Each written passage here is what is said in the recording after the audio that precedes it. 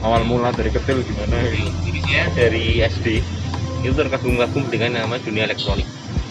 Saya pengen masuk itu jurusan elektro, tapi ditolak. Terus saya belum ngerti, waktu itu memang belum ngetren ya teknologi IT. Yang keren tuh orang kalau bisa ngerti elektronik tuh keren banget. Tahun itu sekitar tahun 99 2000. Saya SMA itu 99, tahun 2000 saya lulus. Nah, waktu itu saya disuruh nemenin teman saya. Aku yang ujian apa namanya? Daftar di STT Telkom, Sekolah Tinggi Teknologi Telkom, sekolahnya Telkom. Terus saya tidak ingin masuk dunia IT, tapi saya hanya pengen nemenin teman saya. Tapi orang tua saya malah exciting. Oh, besok itu teknologi komputer waktu itu nggak IT ya namanya. Komputer itu besok akan maju. Malah orang tua saya yang tahu. Tapi saya nggak terlalu peduli. Sehingga saya daftar. Jurus pilihan pertama adalah karena waktu itu STT Telkom adalah swasta, lebih mahal dari yang negeri gitu ya. Kemudian saya milih pilihan pertamanya yang D3 biar cepat selesai, nggak ngabisin banyak duit. Pilihan pertama D3 elektro, tetap dong, saya kan yakin dengan elektro, saya D3 elektro. Pilihan kedua adalah S1 elektro.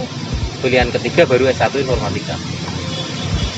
Sampai di pendaftaran saya dimarahin, loh pilihan pertama D3 kok pilihan keduanya S1. Ya sudah Pak, tuker aja Pak, yang paling bawah itu tuker ke atas, jadi ditukar aja S1 informatika, pilihan terakhir di elektro. Keterima gitu. Di negeri saya nggak keterima. Dari situ saya masuk, dan waktu itu ingat banget semester pertama saya cuma diajarin untuk memindahkan 3 orang jahat dan 3 orang baik nyeberangi sungai. Disuruh nyari logikanya. Saya cuma heran, ini sekolah komputer kok isinya mikir sing aneh-aneh gini. Ternyata itu namanya logika. Dunia komputer itu butuh logika yang baik dan butuh kemampuan analisis matematis yang baik. Nah, berawal dari situ, kemudian semester kedua atau tahun kedua mulai menikmati IT. Jadi saya sempat ngulang juga dulu. Pas karena nggak kayak merasa itu bukan dunia saya. Pada semester 2 saya menikmati IT, dan malah saking menikmatinya waktu itu saya jadi asisten dosen bahasa gramatika rendah, jadi beberapa asisten dosen. Sampai puncaknya saya diminta mewakili kampus dan mewakili membawa nama Indonesia juga, mengikuti program pemrograman sampai tingkat benua Asia di waktu itu ke Manila, ke Filipina tahun 2003. Nah, itu menjadi hal yang monumental bagi saya untuk ini dunia yang cukup oke nih, dari yang saya nggak suka. Kemudian saya coba menikmati, terus dikasih jalan yang baik sama Tuhan. Kemudian saya ngerasakan keluar negeri seperti apa, lomba ketemu 69 perwakilan dari seluruh negara-negara Asia, benua Asia. Kemudian saya dapat juara 11 loh, juara 11 tingkat Asia. Dari situ saya mencintai IT. Pada waktu saya kuliah dulu saya nggak pernah diajarin itu apa itu Android, saya harus ngajar Android. Apa yang terjadi belajar terus. Karena perubahan di IT itu cepat sekali. Platform pengembangan web zaman dulu bisa PHP udah keren. Sekarang platform untuk membuat web itu banyak sekali. Zaman dulu teknologi pengiriman pesan cuma SMS. Sekarang banyak lagi. Jadi akhirnya apa ya, di dunia IT itu dosen harus belajar terus. Oh, ada yang baru nih. Tadi cerita ada messenger baru, nanti lagi saya baca nih. Messenger baru itu secara teknis seperti apa, security-nya, sistemnya seperti apa, model arsitektur teknologinya seperti apa. Terus kemudian saya sudah tahu. Jadi kalau di dosen di IT, saya ingat banget tradisi di sekolah saya dulu S1, untuk bisa dapat A itu ada 2, cari yang mengerjakan sesuatu yang rumit, atau mengerjakan sesuatu yang dosennya belum tahu. Jadi kita berlomba-lomba. Waktu itu saya memprogram, teman-teman masih program di komputer, kami bikin program di HP. HP-nya belum Android, waktu itu Java enable ya, 3650 saya beli waktu itu, second gitu ya. Terus saya bikin program berbasis Java, saya install di HP. Kemudian itu kelihatan keren, dosennya belum tahu, saya dapat A. Setelah saya lulus, sudah nggak boleh, karena dosennya udah tahu. Dia harus nyari tahu yang lain baru lagi. Teknologi 3G itu sudah kami pelajari zaman saya sekolah dulu. Sebelum masih rame-rame kita udah belajar 3G itu apa. Pas lulus kita udah ngerti itu 3G seperti apa. Ganti 4G, sekarang 5G gitu. Ganti lagi gitu. Saya nanti ngajarin mahasiswa saya itu sekarang 4G, arsitektur 4G seperti apa, dari sentralnya, dari sampai ininya. Besok saya harus ngajarin lagi 5G, saya harus belajar lagi. Jadi ilmunya itu ganti terus. Nah, dari situ ya kadang-kadang capek mempelajari dunia IT karena berganti terus, tapi dari sisi lain itu menyenangkan karena orang yang tahu teknologi sekarang, apalagi di pandemi ini ya, wah jadi orang most wanted itu. Apakah ada ketakutan untuk anak-anak sekarang yang dengan cepat mudah bermedsos, mudah mengenal teknologi dan sebagainya? Ya, sebenarnya saya punya dua, satu kelas TK, satunya SD kelas 5. Anak TK itu saya dikasih HP 5 menit udah bisa jalan. Di rumah kita langganan internet dedicated 20 Mbps dengan IPTV ya, IPTV tahu ya, TV yang bisa diputar 7 hari ke belakang dan sebagainya. Jadi YouTube itu makanan sehari-hari. Konten YouTube tahu sendiri ya, dengan begitu banyak. Kemudian HP aplikasi juga banyak. Kami coba sempat melarang-larang, nggak boleh ini, nggak boleh itu. Ternyata namanya anak ya pengen tahu ya, insya Allah. Nah sekarang kami pada posisi mendampingi. Jadi pada waktu kita langganan katakanlah HBO gitu ya, pas buka HBO film keluarga loh ini, yang di sana normal, ada adegan yang di sini nggak normal, katakanlah ciuman mulut ke mulut gitu ya. Anak-anak tanya gitu, ya kami dampingi, kami jelaskan. Dunia ini luas. Kebetulan beberapa kali anak sudah saya pernah ajak ke luar negeri, jadi tahu betul dunia itu enggak. Kalau terus kita ke sana, berarti boleh Pak. Kalau kita ke sana gitu ya. Nah sekarang kamu mau terus di sana, hidup di sana, kemudian memegang budaya sana enggak? Kalau memang mau seperti itu bisa jadi boleh.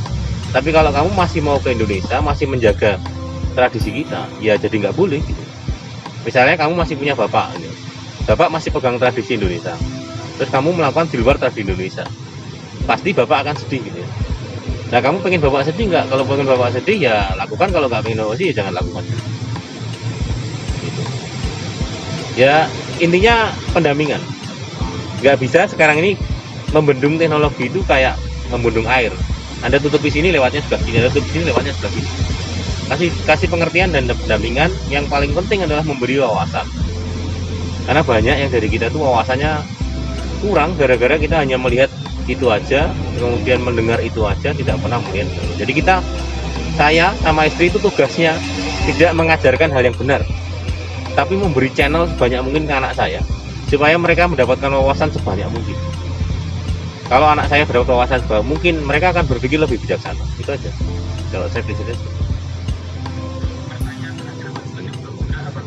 Dekat-dekat ini kira-kira Bapak ada proyek mengenai teknologi yang akan dikembangkan, boleh untuk mungkin daerah sekitar atau mungkin untuk bangsa Ya. atau dari Bapak sendiri? Sejak 2014 saya menekuni penelitian di bidang e-health, jadi pemanfaatan teknologi untuk kesehatan.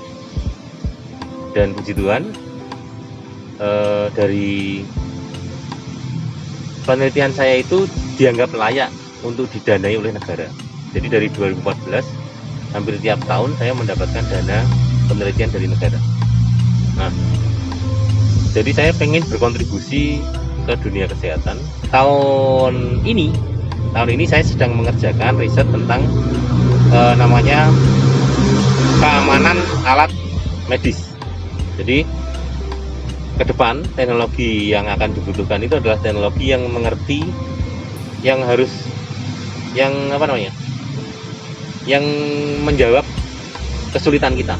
Itu yang pertama. Yang kedua, teknologi yang dibutuhkan ke depan adalah teknologi yang mampu membuat ikatan, engagement antara aplikasi itu dengan orang.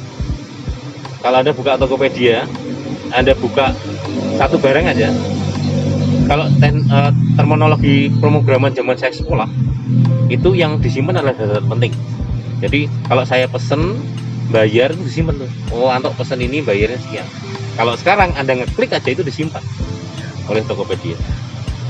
Jadi semakin Anda ngeklik, misalkan Anda suka tentang gadget, nanti tuh tahu-tahu layarnya itu gadget semua gitu ya. Nah, itu untuk menumbuhkan apa sih? Engagement. Sekarang ini orang mau ke rumah sakit bingung. Kalau cuman flu, besok kita harus ngantri ke rumah sakit. Bisa nggak sih saya pakai HP saya, kontak ke dokter, dapat resep, obatnya dikirim ke rumah. Nah, itu saya prediksi itu lebih membuat engagement saya dengan rumah sakit itu. Rumah sakit yang berani membuat layanan seperti itu akan lebih banyak dicari. Kenapa? Satu, menjawab permasalahan saya. Yang kedua, membuat ikatan dengan saya. Wah, enak gitu. Wah, tidak merepotkan ini gitu.